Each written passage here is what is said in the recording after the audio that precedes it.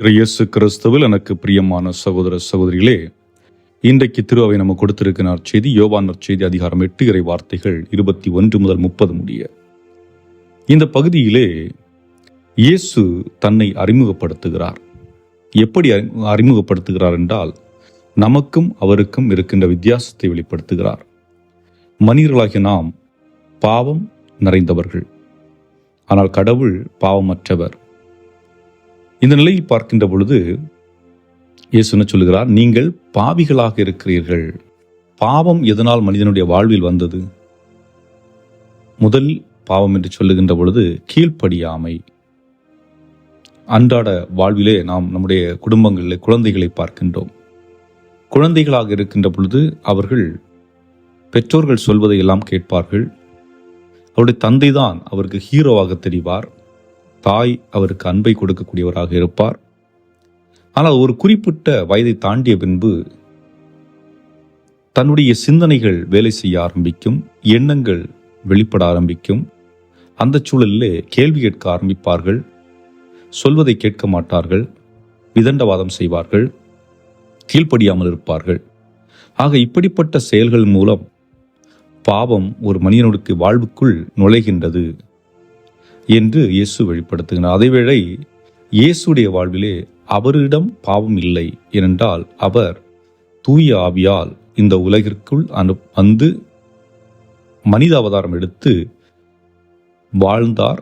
அதேவேளை அவரிடம் பாவம் இல்லை. ஆகவே அவருடைய இறப்பிற்கும் நம்முடைய இறப்பிற்கும் வித்தியாசம் இருக்கிறது. நாம் எதில் இறக்கின்றோம் என்றால் பாவத்தால் இறக்கின்றோம். ஆனால் அவர் நம்முடைய பாவத்தை அழிப்பதற்காக, நாம் பாவத்தில் மீட்படைவதற்காக அவர் மரிக்கின்றார்.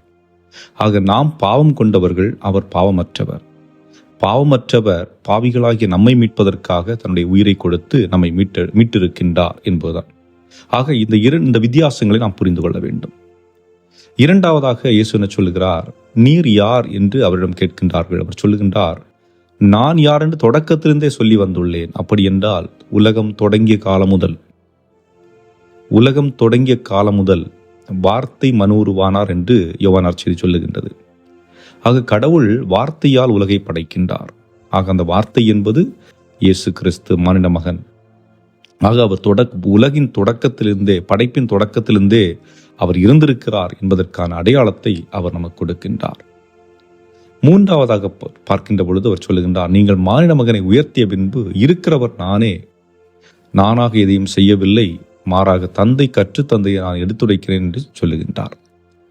அப்போ உயர்த்திய பின்பு என்பது பழைய ஏற்பாட்டிலே பார்க்கின்றோம். மோசே மக்கள் இறந்து கொண்டிருந்த பொழுது இறைவனிடம் சொல்லுகின்றார், பாம்பை உயர்த்தி பிடி என்று, அதை பார்க்கிறவர்கள் மீட்படைவார்கள் என்று. அதை போன்று இயேசு சிலுவையில் உயர்த்தப்படுகின்றார், மக்கள் மீட்கப்படுகின்றார்கள், நம்முடைய ஆன்மாக்கள் மீட்கப்படுகின்றது, நம்முடைய மனமானது தெளிவுபடுத்தப்படுகின்றது. ஆக இருக்கிறவர் நானே. எப்படி என்றால் இருந்தவர், இருக்கிறவர், இருக்கப் போகிறவர். அதாவது பாஸ்ட், பிரசன்ட், ஃபியூச்சர், 3 நிலைகளிலும் அவர் இருக்கப் போகிறார் என்பதை தன்னை சிலுவையில் உயர்த்திய பின்பு, உயிர்த்தெழுந்த பின்பு நமக்கு வெளிப்படுத்துகின்றார். ஆகவே அன்புக்குரியவர்களே, நம்முடைய வாழ்வில் நாம் அன்றாடம் பல நிகழ்வுகளை பார்க்கலாம், பலவற்றை ஆசைப்படலாம், பலவற்றை நமதாக்க நம்ம முற்படலாம். ஆனால் ஒன்றை புரிந்து கொள்ள வேண்டும், இது எதுவும் நிரந்தரம் அல்ல. நிரந்தரம் என்பது கடவுள் மட்டுமே, அவருடைய உடனிருப்பு மட்டுமே, அல்லது நம்முடைய குடும்பத்தில் இருக்கின்ற உண்மையான அன்பு என்று சொல்லுகின்ற பொழுது அது கடவுளின் அன்பு. அத்தகையாக கடவுளை நம்முடைய வாழ்வின் மையமாக வைத்திருக்கின்ற பொழுது, கடவுளுடைய பிரசன்னத்தை நாம் உணர்ந்து வாழுகின்ற பொழுது நாம் உள்ளத்திலே மகிழ்ச்சி பெருக்கோடு வாழ முடியும் என்பதுதான். ஆக கடவுள் அற்ற ஒரு வாழ்வு என்று சொல்லுகின்ற பொழுது ஏன் வாழ்கிறோம், எதற்கு வாழ்கிறோம் என்று தெரியாமல் மனம் வேதனைப்படுகின்ற, உடல் வேதனைப்படுகின்ற ஒரு வாழ்வாக அமைந்துவிடும். ஆகவே அதை உணர்ந்தவர்களாக நம்மை இறைவன் கரையில் ஒப்பு கொடுத்து ஜெபிப்போம். என்றும் வாழும் இல்லாமல் இறைவா, நாங்கள் உம்மை பின்பற்றி உம் பாதச்சுவடுகளை பின்பற்றி வாழ்ந்து வளர தேவையான அருள்வரத்தை எங்களுக்கு தந்தருள எங்கள் ஆண்டவராய் கிறிஸ்து வழியாக மன்றாடுகின்றோம். ஆமேன்.